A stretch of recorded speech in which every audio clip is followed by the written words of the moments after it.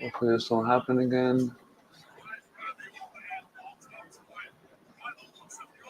Hello? No. All right, we're on. All right, we're here. All right, I'm doing the intro. You did it? The intro.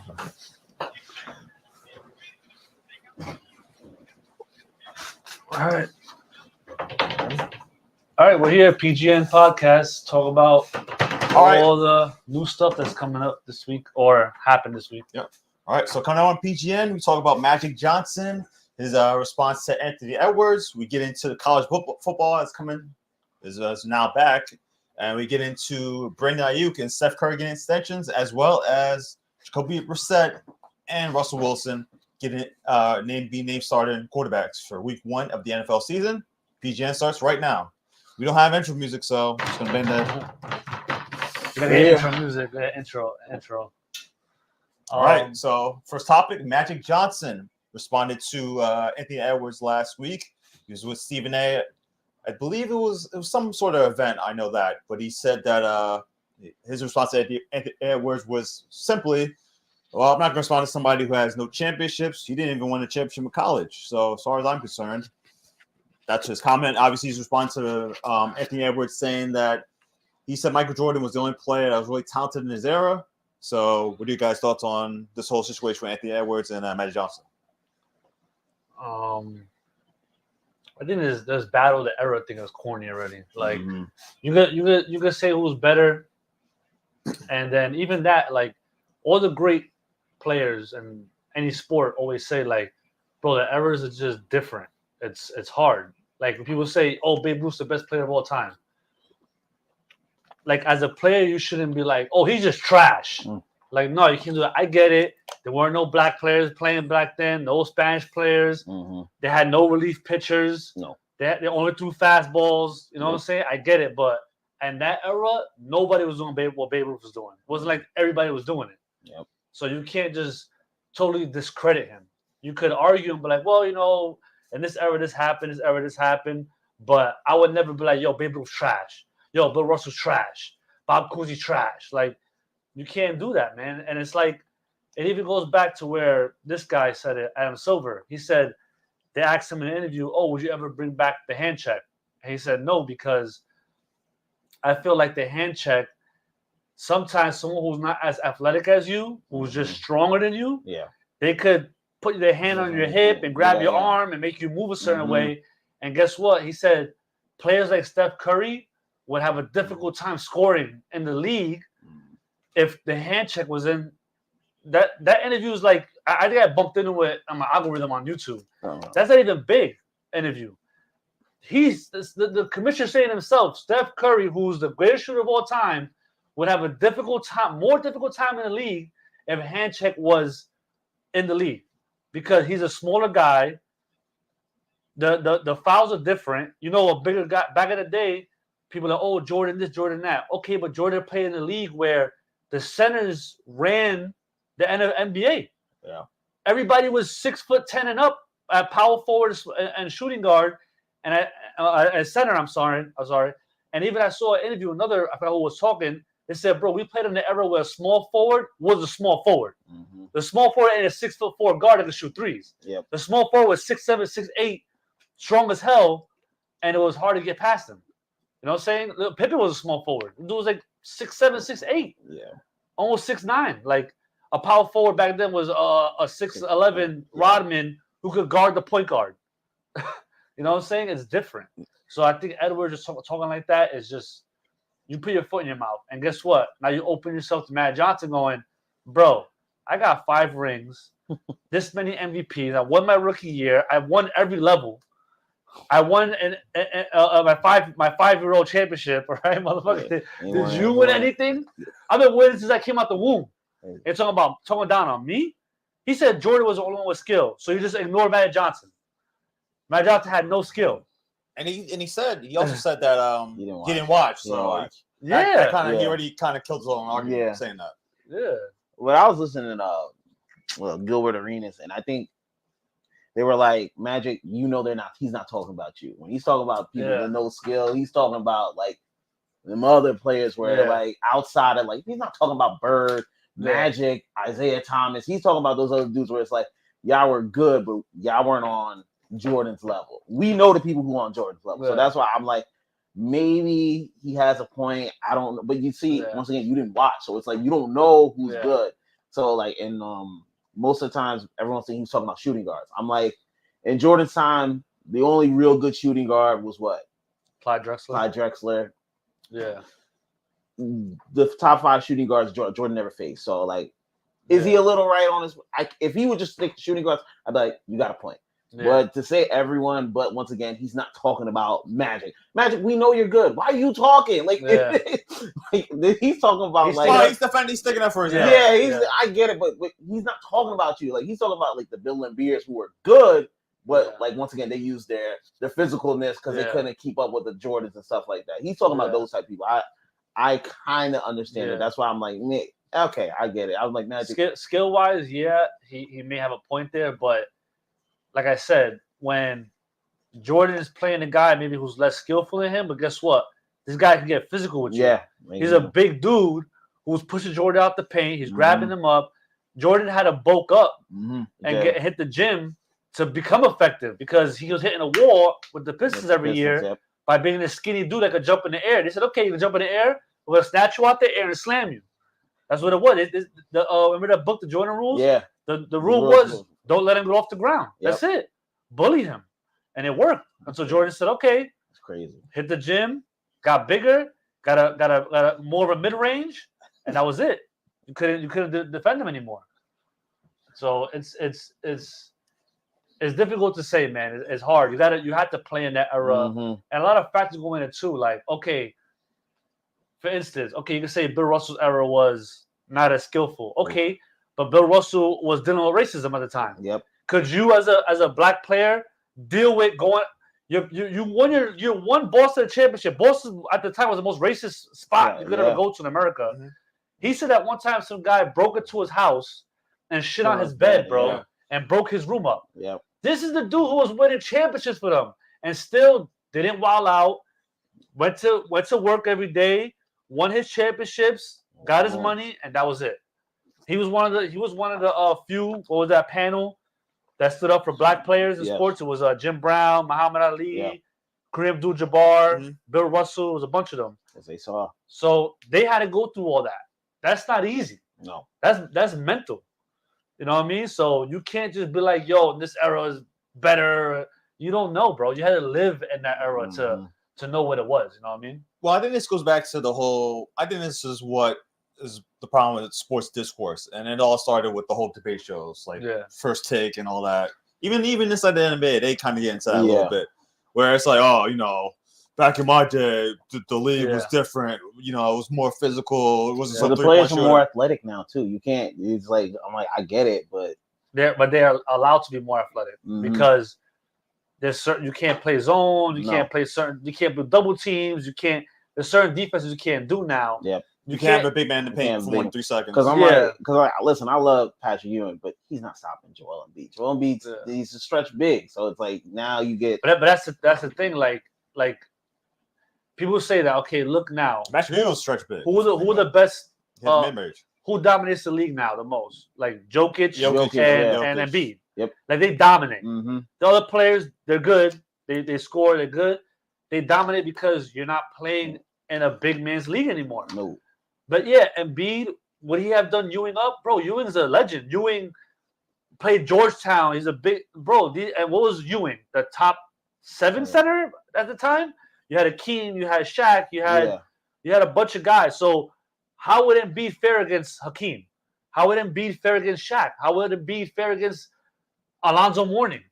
These guys are fucking Alonzo was awesome. A little on the short side. Yeah, but Alonzo was a beast, bro. Alonzo used to block. Alonzo used to dunk. You see highlights with him and Ewing? That was like fucking Clash of the Titans. They went in the paint. Lightning was striking and shit. Motherfuckers, Oakley's fighting, throwing elbows. Like, it's a whole different game now. Yo, if Edwards was playing in the NBA back then, they would have been snatching him out the air, bro. They would have been fist fighting you. They would have been Look at Draymond. Look at Draymond. Oh my God! Look what Draymond's doing, bro. This is every game in the '80s and early '90s. Draymond was a regular dude in the NBA. Now he's like blasphemous. Now I was like, oh my God, this guy's a goon. You know what I mean? So it's a whole different era, bro. Yeah, that's the point I always try to make. It's like you can't compare, like even with the whole LeBron versus Michael thing. It's like you can't compare eras, man. I compare, like I said, I always compare LeBron to Magic. He's more Magic than he is Michael. No one does that. Yeah, but even then, you could say Magic came in one rookie year. His rookie year, yeah, he had good players, but he didn't have James Worthy yet. No. He didn't have all those guys yet, and Kareem was hurt. You know what I mean? Like he won a championship. Yeah. LeBron didn't do that, so it's like you can't compare. It's hard, and you go back to like, okay, you came from an era. Magic and Bird came from an era where, like, Kofi said 2 episodes ago, they weren't even fucking recording the NBA Finals live. No, So don't tell me it ain't about skill when these guys created the league that you're in right now. Mm-hmm. They broke through barriers. You know what I'm saying? Like even Jordan created I'm a brand. Now everybody got a damn sneaker because of him. Who the hell would be getting a sneaker? Back in the day, they just signed Magic and Bird to that Converse deal, and they had one black sneaker and one white sneaker. That was the basketball sneakers back then. Jordan changed the whole game. You can't just talk down on people like that. You can't talk down on someone like Bill Russell. Or that's like someone saying, "Oh, Jackie Robinson was ass." He integrated the league, bro. You play in the league because he was playing at a time they were spitting at him coming out the dugout. You can't talk shit about these people. It's not good, man. Yeah, I think to end this topic, I think it's just, you guys gotta, don't fall into the traps of like what the Skip Baylesses and Stephen A's of the world say. I get it. They're entertaining and all that, but you got to do your own research, do your own critical thinking. You can't just say, oh, based on what this guy said or what you saw maybe on ESPN or whatever. So just keep that in mind when you hear a discourse about certain topics of sports like basketball and stuff like that. Moving on, college football is back. The first weeks are terrible, man. Like I can't do this whole.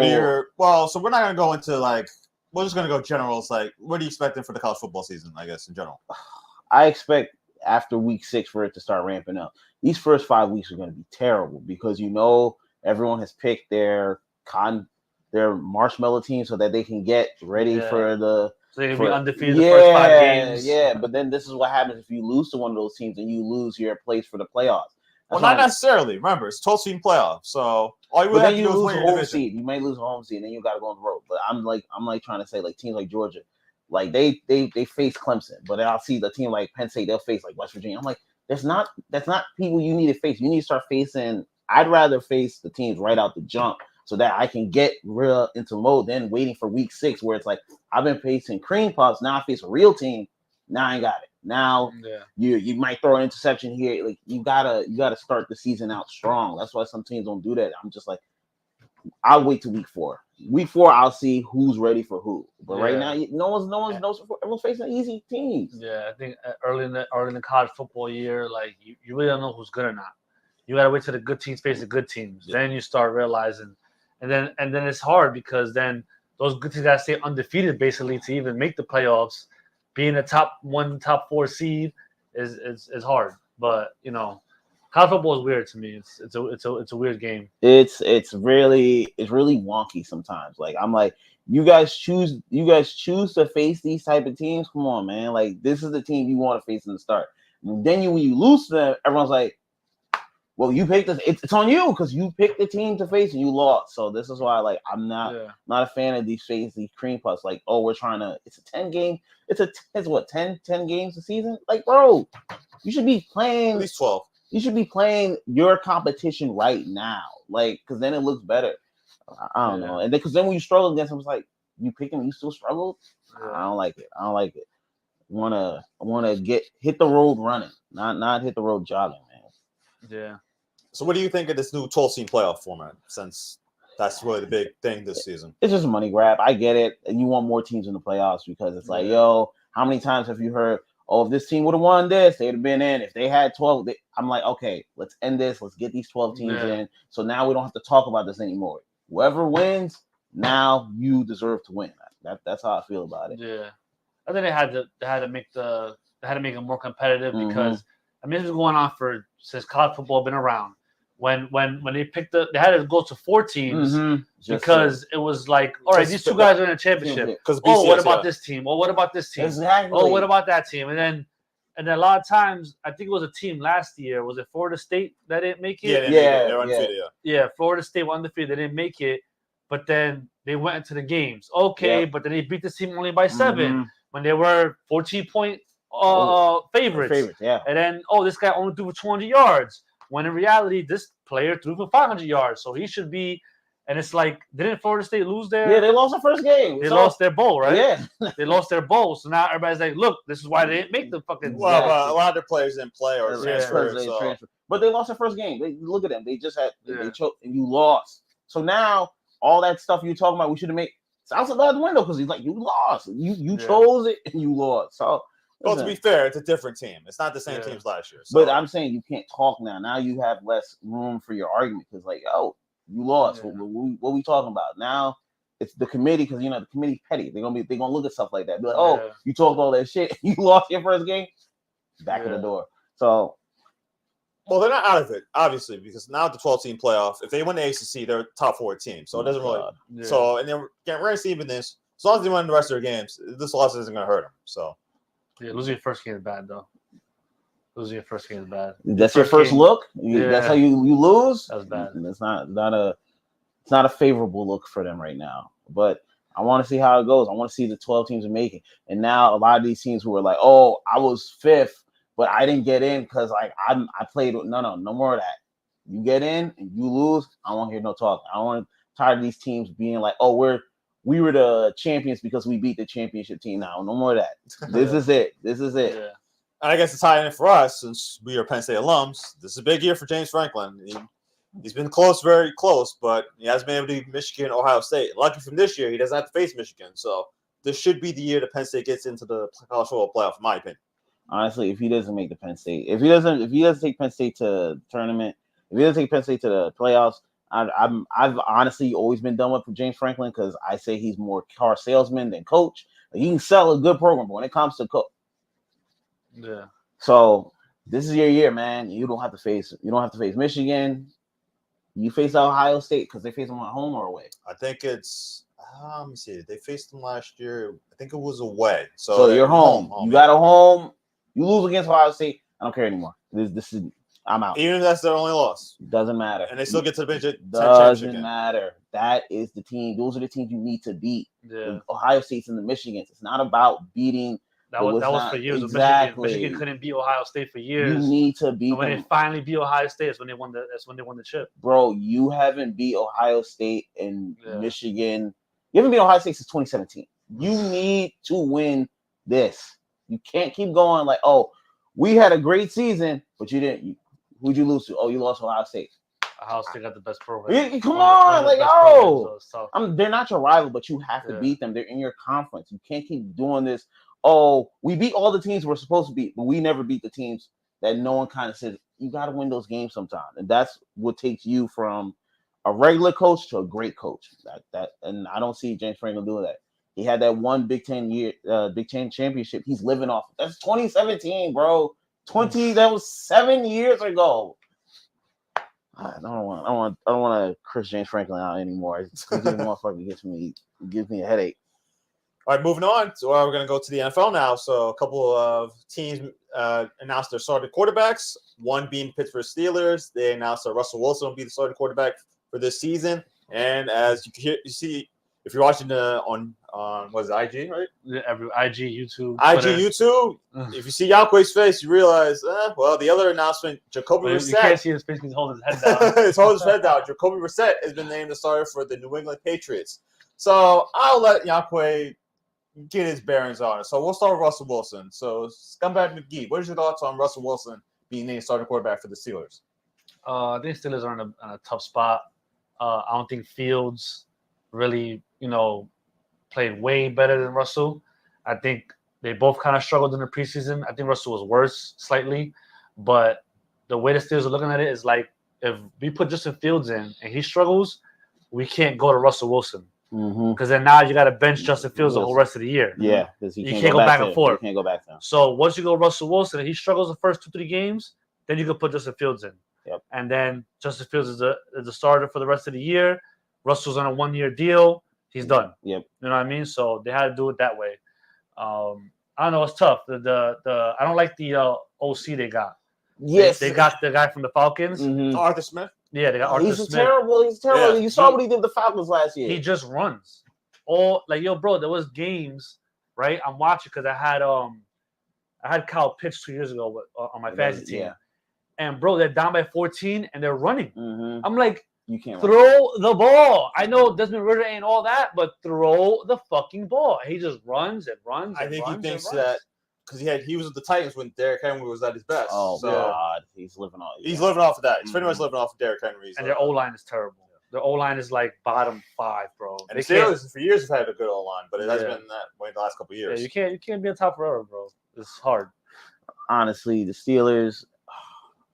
I feel bad for Tomlin. I kind of feel bad for Russell because he kind of got shoved over there, and now it's like you went from a bad situation to another bad situation. Terrible O-line, terrible offensive coordinator. Then you have to deal with a backup who's not the best. But it's like if you make a mistake, you're gonna start hearing the chirping in your ear. You're gonna start seeing the field thing. Yeah. But I think you have to start Russell because once again, Russell has the experience. I think Fields sometimes he runs a little too much for me, where it's like, he could get hurt. Where he's not accurate, Fields. That's his problem. There you go. Where I'm like, I'll give Russell this. Even though last year didn't go the way it's supposed to, he still beat the Bills and he beat the Chiefs. Those are big wins last season. So I'm like, I think if you guys can somewhat sew up whatever that offensive line is, they have some good weapons. Yeah. So the thing was with Russell, he just got to find a way to stay in these games. You can't be throwing the interceptions and the bad. That's what Russell Wilson needs to do to keep his job because I watch Fields. He misses a lot of throws. Go back to actually, he had a touchdown pass that he just missed, and I'm like, bro, that's the type of stuff that the Bears want to do. And they don't got a player besides George Pickens that can really exactly. If you throw a bad pass, they can really jump up and grab it. They got nobody, bro. So the inaccuracy is there. I think sometimes he doesn't go through his reads enough, where he stares down his first read a lot because he did that in the Bears. It's DJ Moore, nothing. I'm like, bro, you can't do that. You gotta go through the progression. So yeah. I'll give Russell the chance more than I'll give Fields because I think Russell's a veteran. I think Russell understands the game. And I think he understands this is his last chance. Yeah. This is it. He's done, yeah. This is it. As much as I don't like that shithead Sean Payton, Russell Wilson, this is it. This is it for you. You don't succeed here, you ain't got no more chance in this league. You know how this league treats Yeah. Well, he has a 1-year deal, so most likely he's done after this year. Yep. Yeah. And if anybody does sign him next year, it'll probably be a straight up backup. There you go. And if you do, you're going to sign for a veterans minimum at best. So, all right, moving on to Jacoby Brissett. Yankwe, I see that you're very disappointed about this. Why are you disappointed in the fact that Jacoby Brissett is the starting quarterback for the Patriots? Listen, I have watched Jacoby Brissett play with the Patriots for years. Listen, this is a journeyman at fucking best. I get it. You don't want to start the rookie because, you want him to kind of watch. But you need to throw him in the fire. He needs to learn because the one thing in football you need is reps. You cannot learn by being on the sideline. Yeah. You need to get reps with the first round receiver. You need to be on there with the first round offense. You're not going to play with the second string offense. It doesn't work. Now, let me retort there. You could say there's been a couple of good examples of quarterbacks have sat and then played. Actually, Patrick Mahomes, he's sat his first year for the most part. He only played one game, and look how it's turned out for him. Jordan Love sat for 3 years, and see what's happened with him so far.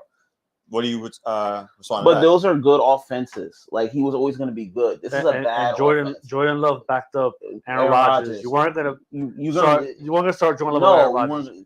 And Adam Smith was a good quarterback. Exactly. He's a manageable quarterback. So you can be behind that and learn. But we all knew they were going towards them. You're in a bad offense and behind a manageable, you're not going to learn from that. Yeah. You're going to learn his bad habits.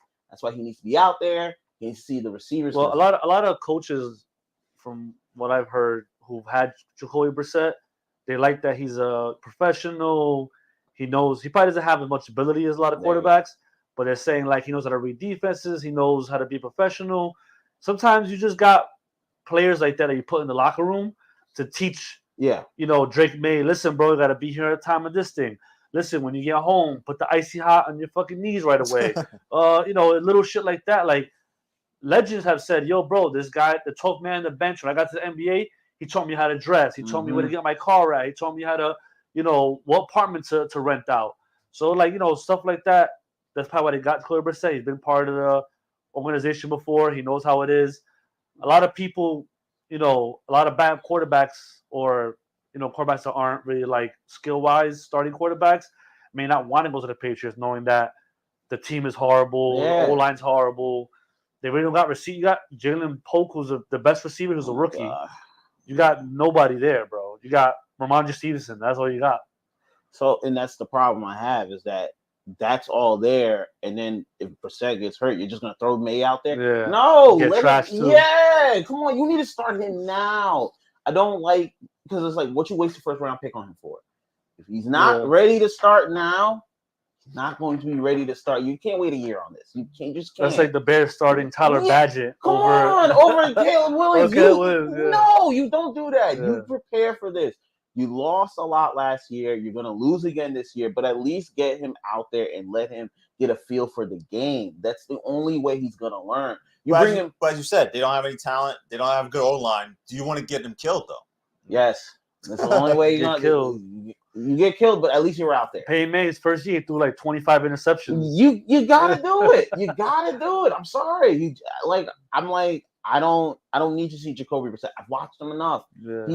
He's not a core. He'll win you a game or two, and then you're gonna put think about it. Their first four, you face the Bengals, first game of the season. That's a loss. Then it's like you go on, then you face the Jets. You're talking about potentially 0-4, and then putting him in the game. How's that helping him? Yeah, and you're going 0-4 regardless, whether you put him in or not. Then he's cold. Now he does. It's like, yo, what are these coaches? And I get it. And this is why I feel bad for Mayo, because if this goes bad, it's all on him. Yeah.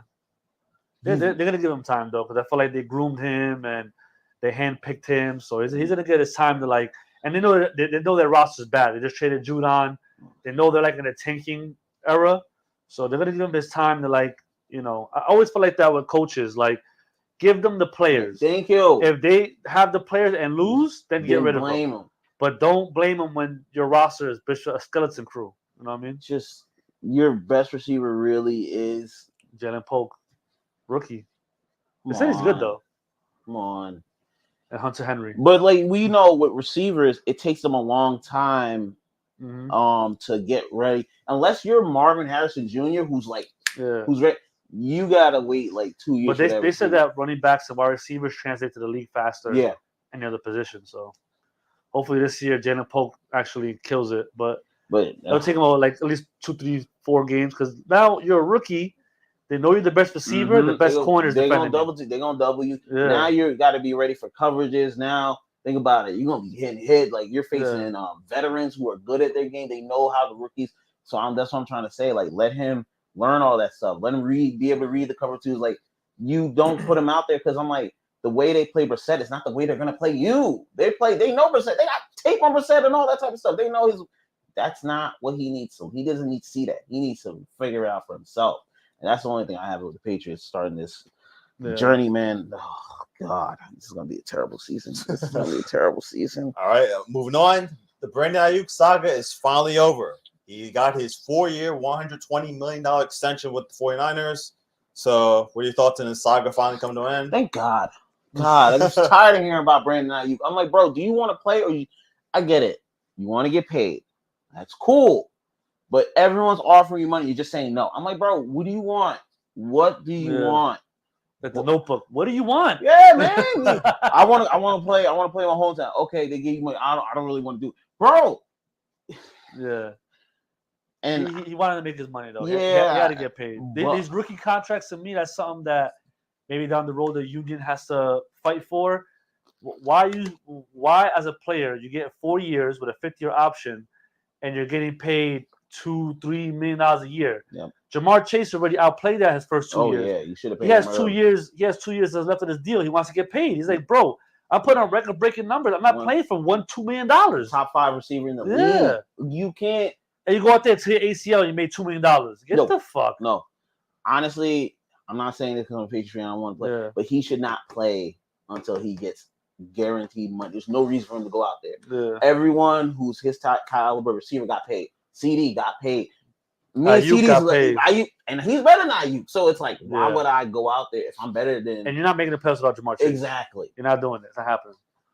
But the only negative about the 49ers Aiyuk thing is now you might lose Trent Williams. No, that's what they're gonna pay him. Okay. See, the thing is that a lot of those, like Aiyuk got $30 million. Yeah. So he's one of the top, maybe top 10 receivers as far as being paid. Mm-hmm. They still got to pay Trent. And they still got to pay Purdy. So I think Aiyuk took a little bit of a pay cut. Because he could have been, give me 30, 33, 34. Yeah. And he was like, I'll take 30. I know you still got to pay Trent. You still got to pay Purdy. And that's a crazy thing because Skip was saying this on Twitter. He's like, bro, this guy is being a pain in the ass to CeeDee Lamb. How are the Niners paying all their players? They paid this Bosa. Mm-hmm. They paid Aiyuk. They paid Deebo Samuel. They paid George Kittle. They're about to pay Trent and Purdy. They paid Christian McCaffrey. Yeah. What the fuck is Jerry Jones bitching about? You know what I mean? Pay your fucking players and shut your mouth. You know, Jerry Jones is not one of those type of ones. He's old school. He doesn't believe in paying players when it's like, hey, if you go out there and get a deal, cool. I'm like, bro, why'd you wait till last minute to sign CD? And this is the thing, that you want to get them in now because think about it. CD has not played all preseason. Yeah. Now he needs to get reps in. Now he get hurt. Now why wait? Why wait? You got to start paying these players now. But the thing is, I want to see. But even with Trent Williams, he hasn't played all preseason. He's been no show. So now you got to get him back in football shape. Now you talk about hamstrings. Now you talk about ankle injuries, and that hurts Purdy in the long run because Purdy needs those type of players to be the quarterback. Because honestly, this is the last 49ers chance. I don't want to hear him about making Super Bowl. If they don't win it this year, they're in trouble. The window's closing, man. Now, when you have a good team, you have a 3-4 year window. The 3-4 years you don't win a chip, bro. Mahomes is gonna be like the Jordan of the NBA or like Tom Brady. He's gonna top a lot. He's gonna stop a lot of teams from getting a championship, bro. 49ers, I'm like, bro, your window's like this because you've been to 2 Super Bowls. You've been to 2 Super Bowls and you had the lead. You don't win this year. And they lost every Super Bowl off of one throw. Come on. Like the messed up throw to Crabtree, they lost that. Yeah. The throw to Emmanuel Sanders that was a little bit over his head. Last year he overthrew. Who he overthrew last year? Was it Debo? I think it was Debo, yeah. Yeah, he overthrew him in the end zone. So I don't know. Let's see how the year goes. This will be one of the best in the NFL this year, though. Yeah, the MC, man, it's gonna be tough. You got the Eagles, you got the Lions, you got the Packers. Good teams. But I feel bad for Lions. Lions got the toughest schedule right now. Like that's a really tough schedule. I think people are like, "Oh, let's see if you can do this again." But the thing with them is that stat for fantasy football, they play 14 games in the dome. Oh, so out of 17 games, they play 14 in the dome. But they lost a running back. They lost they're good. They lost the backup to the other guy. He came from the Bears. So they got some hit. And that's Montgomery got hurt? No, not Montgomery. The guy was behind him. He's like I forgot the name. Yeah. You know what I'm talking about, though, right? Mm-hmm. They lost him. So DeAndre Swift? No. This is someone else. I can't remember his name. But they got Gibbs. They got Montgomery, and then that's it. That's what they play. Really, it might be Gibbs. They lost him. No. Yeah, I think one of their running backs got hurt. I'm putting Gibbs. That's a huge hit right there. Let me check it out. So what's the next topic? Next topic, another extension. This time, Steph Curry got a 1 year, $62.6 million contract with the Warriors. I remember you guys last week talked about how Steph Curry moved Gibbs. They lost Gibbs for the year. He got hurt. When? During preseason. For the year? Mm-hmm. No. I'm pretty lying, bro. I'm pretty sure. We'll get back to this. Okay. We'll get back to But anyway, yeah, Steph Curry got an extension, and he deserves it. Ease the whole tension with the whole IG thing, or in your opinion? Yeah, he deserves. Come on, man. The Warriors, they got nothing without Steph Curry. That's all they got right now. I thought maybe he was like maybe last week we talked about it. Like maybe he wants to play for the Lakers now because LeBron's there. Why? But why? You know what I mean? Why? You finish your career with the fucking Warriors. Maybe he's getting that 1-year deal just to like give me all my money that I earned, that I deserve, and then I'll figure it out from there. You know what I mean? See if he wants to still play for the Warriors, wants to win more chips somewhere else. Who knows where he's gonna play at? Because I think LeBron has 2 more years this year, next year. So I know he wants to play with LeBron next year, his final year. I don't know. What is with this? All these players want to team up now. Like, I listen. I get it because for him, Clay's out. The NBA's the players' playground now. Draymond's They want to play with their friends. Draymond's kind of done. Like Draymond got 2 more seasons left at best. So I get why he wants to do that because I think he wants to win another one. And I think he's looking at the Warriors. He's like, I don't think I can win here. There's not enough on that Warriors team that. Like Kuminga, you never know what's going to happen with the other guy. Wiggins, he's always in and out. He's always doing something. So for Steph, he's like, I'm just going to be here, and everyone's going to double team me. No one else on that team is an offensive threat for him. So it's like, why would I stay here? And that's why. And I think that GM left. The Warriors GM left, right? Bob Myers. He saw it. He saw it. Like, listen, he saw it. He's like, yo, I think Clay's going to leave. I think Steph might want to leave too. He might want to play with LeBron because you can see they're really buddy during the Olympics. They're really buddy. They're like they want to play with each other and stuff like that. So he was like, "Let me get out before it. Let me get out while it's going." So if he does leave, I'm not gonna be mad at him. I'm just like, why go to the Lakers? But I don't think that's gonna happen because there's a thing called salary cap, and they already have Anthony Davis and LeBron. And if you see. The whole system now is different now. The second Abram. So, and the Lakers aren't exactly a rich team. Yeah. So, well, you get $62 million. Go there for the vet minimum, you know. Yeah, that's what I'm saying. He might because I don't know if he's gonna do all that. He'll take a cut. I didn't say that. I say he might take a cut because you gotta understand people like Steph Curry make up most of their money in endorsement. He doesn't really need like that lead. Like if this was like an Austin Reed's not giving up his money because that's where he gets all his monay from. Where Steph Curry like. He about to be a billionaire. You don't need all the NBA money. Give my 12 mil. Exactly. Like where I think if it really comes to him wanting to play with LeBron, he might probably take a pay cut to go onto that team. And listen, I'd get rid of Austin Reeves and all the motherfuckers for that motherfucker. You not like I said about the Kyrie thing. Why would you not give up? So it'll be LeBron James, Steph Curry, Bronny James starting lineup. Right? No. Bronny James is not there yet. Bronny James is not there yet. I mean, that's what it's going to be. Yeah, they're cut the roster. They're going to have no money for anybody else. Yeah. They'll pick up like some veteran. Some people want to play with them. But we see with the Suns that doesn't work. You need depth to win. Yeah, but the Suns' problem is they ain't a point guard either. So that kind of hurts. The Suns like. Bradley Beal, I like him, but he's not a point guard. So the starting line is going to be Steph Curry, LeBron James, Bronny James, Bryce James, and Savannah James. How old is Bryce James? He's gonna go past high school, bro. He's joining the Lakers next year. No, he's not ready for high school. He's joining the Lakers at 17 years old. No. We don't need that. Savannah's gonna be a GM. The little girl, the daughter, Zuri. Yeah, Zuri. She's gonna be assistant GM. Jeez, no. The dog's gonna be the mascot. LeBron James' dog's gonna be the mascot. But we'll see with the Warriors. They're probably gonna be a playing team more than likely. So, but see, that's what I'm trying to say. For Steph, he's looking at that. What makes his team a playoff team, especially in the West? Yeah. Like we did our 8. I didn't pick the Warriors making the playoffs. It's just they have when you lose someone like Clay. I get Clay was kind of washed, but you also have to understand Clay understands the system. Now it's like you have to replace that with someone who's not on Klay Thompson's level. Now he was bad last year. Exactly, he was bad. He was bad last year. But it's like you didn't replace that for anyone. Yeah. Who you got? Who's their next best player? Like you talking about Kuminga? Kuminga's like a they like that white dude. The little white dude is a Mazzaro. What's his name? It's a weird last name. Come on. Oh, something starts with a P. I forgot. Yeah, they like him a lot. So maybe him. You got Wiggins. You got Kyle Anderson. Wiggins has been a different player since he won the championship. He won his ring, and I feel like he did everything he needed to do.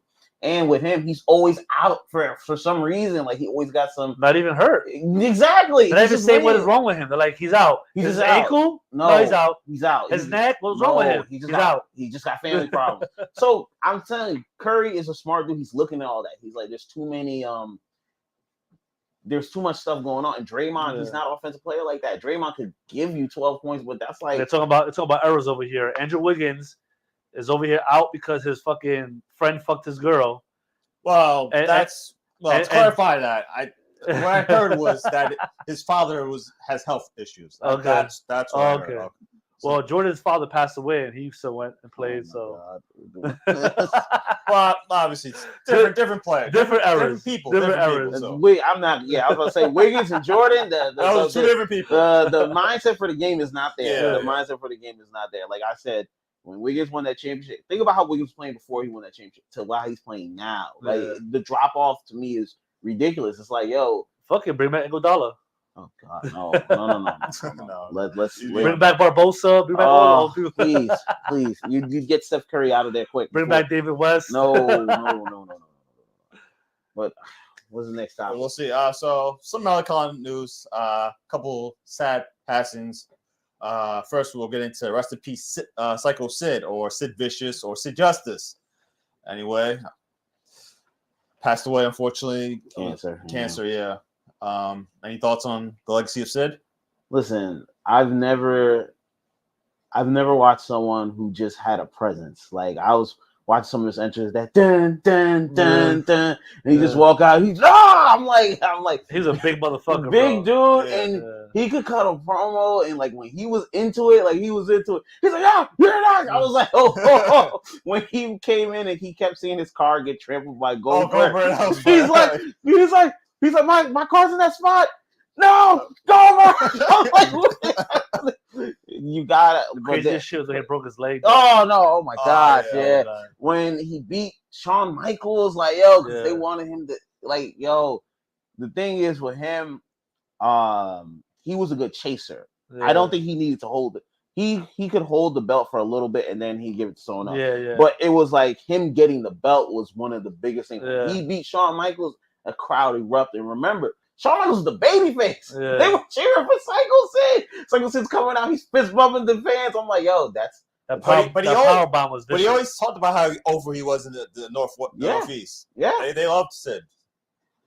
And sometimes, when you have that type of personality as a big guy, it takes you to another level. And that's what probably Vince saw. It's like, yo, he could have a 2-month run, but when he wins that belt, it's gonna be a moment. It's gonna be a fucking moment. And this cancer thing, man. Shout out to his family. I know they're going through it, but listen, Psycho Sid was a legend. He was an icon to a lot of wrestlers. I've seen a lot of wrestling fans come out and know, yo, rest in peace, Psycho Sid. I'm like, yo, I didn't even know you were. I didn't know you know who Psycho Sid was. Like, nah, you don't know. But this is the point thing. Was Sid a good worker? No, of course not. Who cares? That's the thing. And I think that's what a lot of the smart wrestling fans sitting down and understand. It's all about presence, presentation, and he looked like a pro wrestler. When you're a pro wrestler, it's that guy. The part. Yeah. The biggest problem I have is a lot of these wrestlers now don't look like wrestlers. They look like they can do a good move, but I'm like, yo, you don't feel like a larger than life character. Sid did not have to work great, but he felt like a larger than life character. Like you looked at him, you're like, yo. He can kill someone if he really wanted to. That's what separates the best from the best. Like Big Show. Big Show was larger than life. Big Show larger than life. And he looked like somebody who looked like he could kill you. Yeah. Undertaker, larger than life. Yeah. Kane, larger than life. Like you gotta do that type of stuff. Like it can't just be like, oh, he can go in the ring and have a 30-minute match. Who fucking cares? Like, yo, when you walk out, does that crowd like, yo, about to do some shit. I always appreciate when he did the dap. He dapped people. He's dapping people up. You hear Austin's glass shatter. You knew shit was about to get wrecked. Like I'm like, yo, I don't. You know what the problem is with wrestling? A lot of the nerds have invaded the ring, so that's why it kind of takes the. That's why a lot of old fans have gotten away from it. You're taking away from it. Like, yo, I get it. Because they're like, yo, there's so much drugs and cocaine. I was like, but it made for great TV. Yeah. It made for great TV, man. When you saw Macho Man and Hulk Hogan, and they just there, and I'm like, yo, you remember those? I'm like, you can't give me any of these new moment with these wrestlers where you're talking about. I'm like, I don't really care what you talk. Oh, I did this move 400 times. All right, bro. On my face. Get off my TV. Get off my fucking TV. Scumbag, you got any thoughts on Sid? Yeah, R.I.P. I used to love watching him wrestle when I was younger, man.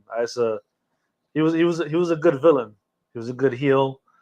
And I think it became a time where like the heel became the star. Yeah. It was something I think Bret Hart said in an interview. He was like, the tide changed when Stone Cold started becoming the popular guy. And back in the day, the heel wasn't the popular guy. It was like the Goody Two Shoes guy was a popular guy. And during that era, Psycho Sid was a great villain. Kane, all those villains became, larger than life. And everybody was just like, I just love watching him wrestle, so it sucks, but R.I.P. Tis his life. Another sad story. This is kind of a very, very sad story. Johnny Gaudreau, he's a South Jersey hockey player. He played for the Flames and the Blue Jackets. He passed away, and as well as his brother, who was in the hockey coaching world. They passed away, unfortunately, because of a drunk driver allegedly hit them while they were bike riding. And the day before was supposed to be their sister's wedding. So obviously, a sad story there. And he's also in this whole situation. Listen, I love. Yo, please don't drink and drive, man. This shit's crazy, man. Like, you think, yo, I can do it, and now look, you took 2 people's lives. And the worst thing, I saw a video. He was in this court, the court. I mean, the judge was like, "Oh, you're gonna be in there in August." Thursday. He had this so August. I'm like, dude, you killed 2 people. And you're thinking about your Labor Day weekend? Yeah. Come on, man. You killed 2 people, and because you're being kept like this is what I'm trying to say. There's no accountability, bro. Like, yo, you're about to go celebrate their family's celebration. Now that family's whole shit is wrecked. Yeah. Because you're gonna take an Uber. You couldn't just bro. It takes 2 seconds. They said that he was like trying to beat them to a stop sign or some shit, like some road rage shit. Why? I mean, it's more the driver's fault, 100%. But like I was saying in the chat, like, when did this bike riding in the street become a thing? Yeah. When I was a kid, we rode on the sidewalk. Yeah. I never rode in the street. And there's literally yesterday, I want to take a picture and send it in the chat. I'm driving. There's a fucking bike in the middle of the street in front of me, and there's like 3-4 cars behind me. Where he's blocking traffic. What are you fucking doing? You shouldn't be riding in the street, bro. And even me, like, I want to get a bike and ride with my son. I'm like, bro, I'm nervous about that because these drivers don't respect the bike lane. You don't know who's driving drunk and getting mad and just seeing you riding a bike. Remember that one story that the kids killed that cop on the bike? That this cop was riding his bike. He wasn't in a uniform. He was just, riding a bike in the morning. And his 2 kids were joyriding. They're like, yo, hit the guy on the bike. Oh, fucking around. They hit the guy. He falls, cracks his head, dies. See? You don't know who the fuck's driving, bro. No. Yeah, you can't. Ain't no motherfucker hopping the sidewalk to hit you. You can't take that type You know what I'm saying? They're going to hit you in the middle of the street. You can't take that type of risk. And especially now, you never know who's driving drunk and reckless. And motherfucker on fentanyl, some shit. Like, and I know, like I was saying in the chat, my boy, he does because they do like the motorcycle during the summer. They do the open road type of stuff. Like, I'm like, that sounds a little better. You on the open road, you got you on your like 7, but it's like, don't do that. Like, because every road like that. If it's a setued place, go ahead. Like ride your bike in New York, they have bike lanes. Yeah, if you're parked on a bike lane, you get a ticket or toll. Yeah. Then they have the city bikes. You can always rent the bike and go over there. You got the little lanes for them and shit like that. The city bank. I know. But like, yo, that's the thing. And I'm thinking is now a whole family is devastated because they were thinking like, yo, it's about to be this great weekend. Yeah. Now you gotta go through all this. Like, it's just it's more on the driver's fault. Yeah, though. It is. And I saw the picture. I was like, yo, you don't even look remorseful. Like, dude, man, look like, yo, what am I here for? I'm like, bro, you serious? You're probably gonna be in prison for like 20 years, probably. Good. Like sometimes you gotta bring the hammer down on some of these people. Yeah. Fucking sucks. Yeah. So rest in peace to the Johnny Gaudreau family, as well as condolences to the Blue Jackets organization, obviously. And you know what? Condolences to I know the driver, but his family's devastated now. Yeah. That their dad or husband or uncle or brother or son is going to jail for 20 years. Mm-hmm. It's just unfortunate. Yeah, Pepper. Now, favorite segment of the day, Pepper Takes. It's about to be another sad one. Yeah, unfortunately, we have another sad one. This just happened this morning. Another legend in hip hop passed away. Fat Man Scoop. He was at a show last night. He collapsed, and unfortunately, he passed away this morning. What are your thoughts on the passing of Fat Man Scoop? Damn, you know how many times Fat Man Scoop? And like, that played in my head as soon as I was like, Fat Man Scoop. I was like, bro, you saw the video of him? No, I didn't see it. I saw it on Twitter. Oh, no. It was fucking weird because he was like, like doing his shit. And he goes behind the DJ booth and he's like, everybody in the building, make some noise. Boom! And he just passes out. I'm like, what the hell? And they start doing CPR on him and shit. Yeah. And then the ambulance took him out and they kept the show going because I guess the promoter probably paid a lot of money, blah. So they kept the show going. And then I think he passed this morning or last night. Yeah, this morning. Yeah, so unfortunate, man. He was definitely like, when I grew up, we heard the radio. I know the radio ain't a big deal nowadays, but he was a DJ first. Yeah. And he used to play, I used to listen to him on the radio. He was cool. And then his music career blew up once he did, you got $100 bill, put your hands up. Yeah. Once he did that shit, that was it. People wanted him on hooks. Wow. He did the music. Makes you lose control. That was my shit. I saw a video of that this morning. I saw it in the house. Here we go now. I was like, yo, no, the interesting thing about that video, I saw a video this morning. During the recording, Sierra was dancing while he was doing the record. That's what he was doing based off of how Sierra was dancing. Yeah. I seen that clip like last year. Yeah, that's crazy. Nah, he had the other song that if you want me to the song now drop, the song now drop. Yo, that to me, I remember seeing You Got Served. Yeah, right. My boy was like, "Yo, let's go see You Got Served." I was like in high school, and I'm like, I ain't watching old Mario. He's like, "Yo, let's go." Yo, bro, we walked in the theater. That opening scene, I sold me on the movie. The movie was ass. Yeah, it was. But the dancing was fire. The dancing was crazy. But the opening scene, that's a classic opening scene, bro. That when that song came and they started dancing, I was like, hold on, this shit might be lit. But the movie itself was ass. But his song, him on that hook, you know, so it sucks, man. R.I.P., man. Hey, you're gonna be seeing this more often, man. You're gonna see. We grew up off these guys, bro. Jay-Z's in his 50s. Nas about to be in his 50s. Eminem's like 48. Now we're gonna start seeing and look at even the movie stars. All these guys grew up on. Robert De Niro's like fucking 78. Al Pacino's like 80 years old. James Earl Jones is like 93. Yeah, like, bro, come on, man. Like, I think Samuel Jackson's like fucking 75 or some wild shit like that. God, bro. Like, what the fuck? We're gonna start seeing this shit more and more and more. This shit it sucks, man. Shit's getting terrible, man. Lost a lot of good people this year, man. It's crazy. So one thing I always say, tell your love folks, tell your close folks you love them, man, because you never know what's going on out there. Motherfuckers is going through some shit, health problems, all that type of stuff. Take care of yourself. Take care of that, you know. And what's the last another big weird one? Because you know I always gotta think something. So it's official. Ben and J-Lo are done once again. No. So my question is, does this prove that going back with your ex is doesn't work out? Never. It never works out. The problems are always there. You cannot. This is one thing I live by. The problems are always there on the female side because they can't forget shit. I wasn't going there. He's going there. I understand. I understand the sentiment, but it's something Barney says on How I Met Your Mother. You never go back to your exes because you broke up with them for a reason. Yeah. That reason's gonna come back, like, cause those first 3 months, that's honeymoon period. Yeah. But when problems start coming up, guess what's gonna happen? You start going back to what happened before. Yeah. Oh, you still haven't changed. You still haven't done this. Yeah. Never go back to your exes. They're your ex for a reason. Yeah. Especially on the male side, I feel like males. I mean, not all males. So some males are emotional and they can't forget the past. But I think overall, like, males don't give a shit about the past. If we're getting back together, the past don't matter. Yeah. You know what I'm saying? Females, they harvest a lot of emotions and they harvest a lot of if you do anything out the ordinary the first year, they're gonna go back to see you haven't changed and blah blah. And it was funny because you would see mad videos and pictures of Ben Affleck just stressed the fuck out. Yeah, like, man.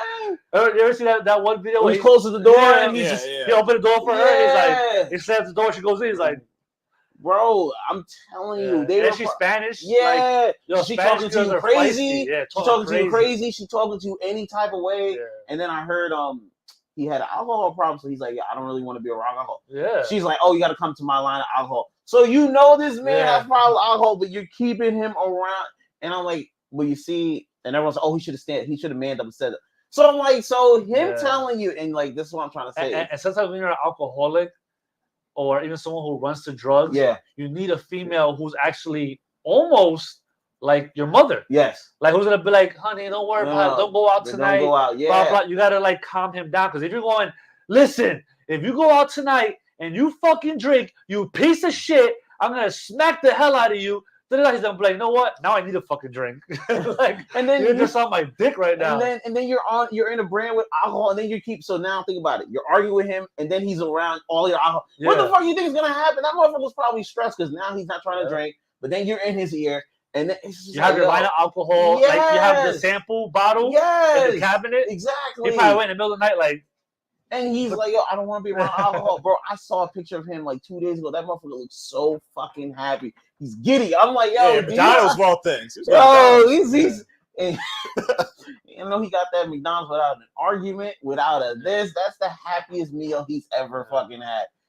That was the happiest meal you ever had. See, as melanated people, you know what I'm saying? Our women are feisty, bro. Yeah. Like, they're very confrontational. Yep. Like, it's rare to find, unless you find like an Ecuadorian immigrant that's just like, oh, por favor, you know, all that shit. Like, if they're American minorities, 9 out of 10, bro, they're a minor inconvenience is gonna turn into a fucking Oppenheimer fucking bomb. You know what I'm saying? Out, and it's just like, and he's white, so he's like not used to that. Yeah, but the thing is, they dated before, but now she's even bigger than she was back then. So now she's like, man, she's fine, though. That's the problem. Exactly. She's fine as hell. You know what the problem is, and I say that I was talking. That's the catch with women. They're fine as hell. But now they smoke white women like they're fine. Yep. But then the white women, the white women with the flat asses and the big titties, they don't leave. No. They may cheat, but they don't leave. And like, it's that picture where it's like the dudes. He has an arm around the girl, and then it's like you get with the girl, but then you finally realize why she's single. Yeah. Because it's like, yo, you're annoying, man. Yeah. Like, yo, leave me alone. Like, yo, that motherfucker just wants to probably just wake up and just do something. Yo, we gotta do this. Da da da da da. Yeah. And you see with J-Lo, she likes the attention a lot. Exactly. Now you're an attention person, and it's like, yo, I wouldn't date somebody that has like 7 engagement rings. Because she's a LeBron of fiance. Yeah. Like, I saw a meme of that. Yeah. She has a Thanos glove. Oh, she has all the tools. Yeah, she's married 4 times. Oh, there's something wrong with her, bro. Yo, that's what I'm trying to say. At the end of the day, you gotta start looking at her now. And to me, the worst one was Mark Anthony. Yes. What was the issue with Mark Anthony? Like, you were both Puerto Rican, all right, and both Puerto Rican legends. Yeah. Like, you both go to Puerto Rico, you're like Beyonce and Jay-Z out there. Yep. Like, you're royalty. You had 2 kids with him. What was the fucking and guess what? He's a celebrity. You're on tour, he's on tour. How much are you seeing each other? What's the fucking issue? Oh my God. To me, I think the relationship should last longer. Because you know each other. Because you know the business with each other. You're barely around each other because you're fucking doing movies and shows and interviews and touring and you're at the studio. You're barely seeing each other. When you do see each other, you should be all over each other. So if that's also a problem, what the fuck do you want? We don't know.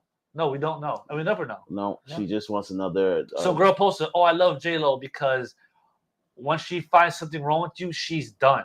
I'm like, do you understand? She may be the problem. You don't have 7 in the thing and not be the problem. Like, bro, think about it. The motherfucker got back with you. I know he's because you know this happens.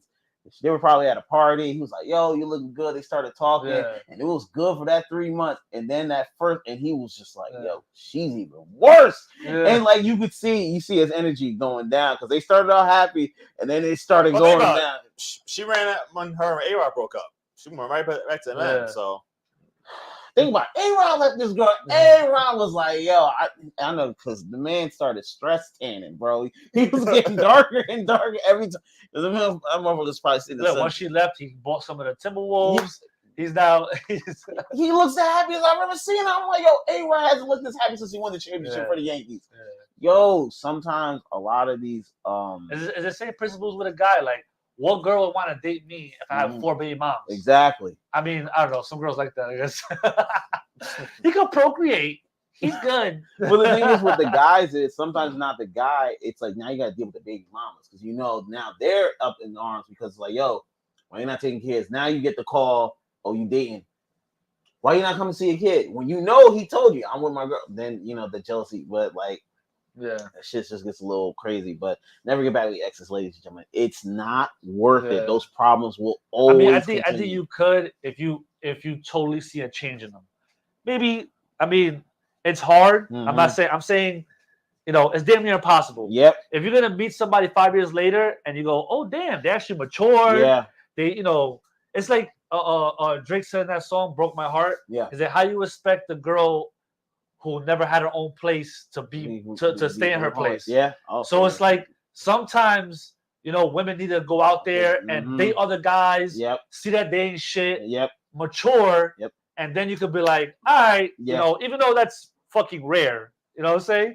For a girl to sit back and be like, it is my fault. Accountability is the. But I'm saying maybe, I don't want to deter anybody. Like, if you do see a change and you want to try it out again, okay. But 95% of the time, it's not a smart idea. It's gonna be stressful as fuck because once they make an inkling of the same mistake that you guys broke up, it's gonna be a problem. And I think sometimes as females, once they have an image of you, yes, it's hard to change that. It's hard to change that. That's you. Yeah.